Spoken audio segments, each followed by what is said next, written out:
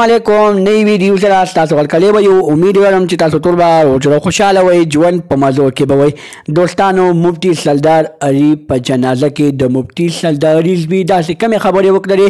چې ټول خلک په جنازه کې په سرو سترګو باندې په ژړا شول دوستانو د مفتی صاحب د ورکوټي بچنګي خبرې د سره په دې ویډیو کې شریکوم کو چې تاسو د هغه خبرو نه ځان خبرول غواړئ زموږ د ویډیو خامخا وګورئ چې پوره خبرو نه ځان خبر کې دغه رنګ نورو معلوماتي ویډیوګانو لپاره زموږ خبر میډیا چینل سبسکرایب کړئ تر انشاء الله خامخا وخه چې زموږ خریواني معلوماتي ویډیو تاسو ته په اسانۍ سره ملاويږي دوستانو 13 شپه په دغه ادمهیر کې مفتی سردار علي حقانی صاحب د غاړي په حادثه کې شهید شوی و چې هغه خبر په سوشل میډیا باندې ډیر زیات ګردش کولو دوستانو دغه خبر د اختیار او دغه خبر حقیقت د مفتی صاحب نن 2 بجې په نوخار کې جنازه ادا شوله په هغه جنازه کې د مفتی صاحب ورکوټي بچنګي بیان کو په هغه بیان کې داسې بچنګي کمی خبرې وکړې